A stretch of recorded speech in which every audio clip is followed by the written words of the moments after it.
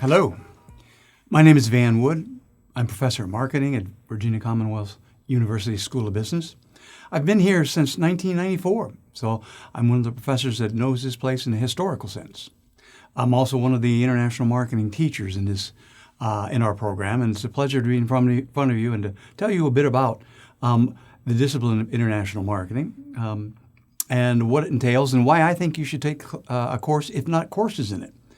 I'm also, before I begin, I hold what's called the Philip Morris Endowed Chair in International Business here at VCU, and I run the Center for International Business Advancement. So when and if you ever get to one of my classes, I look forward to meeting you and telling you more about what I do and about international marketing research. But let me give you just a brief overview for now. First, my research interests are indeed in international marketing. I work with companies all over the world, but particularly Virginia companies that are looking for international markets to tap into. And oftentimes, most times, I put teams of students on those projects so I have a real experiential learning possibility to actually take what they learn in class and then apply it to a real-world situation. In particular, again, a company looking for international markets. There are four areas that I really touch on, or I make sure my students fully understand when they take my international marketing class. One is the topic of globalization.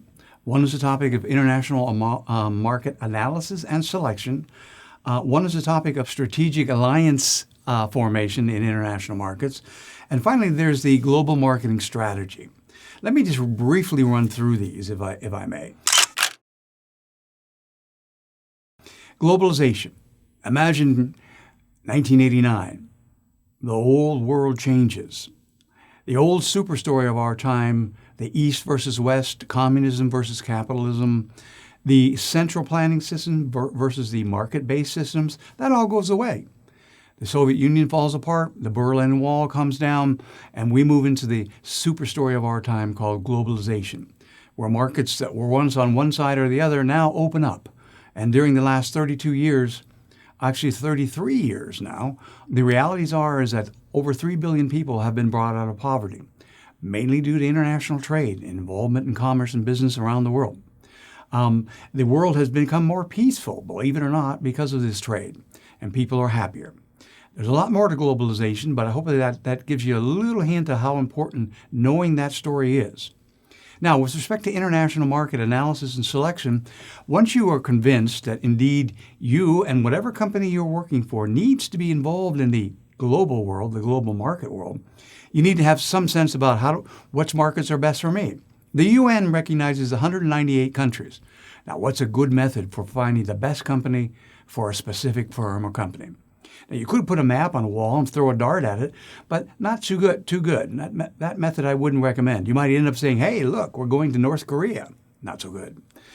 What I recommend is a system that's been around for a while and that has been a big part of my research and my writings that involves analysis of politics and culture, economic conditions, market opportunities. There's a whole system that we put together, and we utilize our absolutely fabulous databases that are housed in our VCU library that are world-class. This is way beyond Google stuff.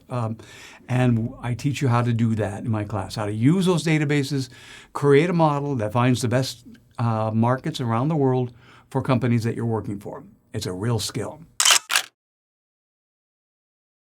Now, once you found those markets, and let's say you have one or two you're interested in going into, we know that no company, no individual goes overseas without having an agent, a partner, a strategic ally that can help them get through the maze of culture and legal nuances and perhaps some economic considerations. So imagine you're going over to Saudi Arabia or somewhere in Latin America, and you're having 4 or 5 interviews with people that have been set up to say, I can help you get into this market. Which one would you pick to be your agent, your ally, and why? Once again, there's a method for analyzing agents and allies that we learn in this class. And you walk away with the ability to say, I'm going to select this individual and his company or her company to work with me in this overseas market for these reasons. And you know what you're doing. We then move on to the idea that in these markets, what are we really going to do with the ability and our attempts to market our products and services? Well, that's what we call global marketing strategy. And there indeed is where we go after and say we have certain variables that we can control. Our product and product features, the distribution of that product, its placement on shelves or its distribution in the value chain. We also have considerations of how should we price it. Should we come in at a high price or a low price? And then finally, we have considerations about how do we actually message it? How do we communicate with it? Do we use social media to promote it? Do we use testimonials from experts? How? Do we take our strategy that we're using domestically in the U.S. market and just replicate it overseas? Not really recommended. So we need to adapt our marketing strategy to what the realities of the overseas market really are. And that's called global marketing strategy. And when you're in my class or in any marketing class, you should walk away saying, I get this. Globalization, international market analysis and selection, strategic ally analysis and selection, and international global marketing strategy. It's a big world out there.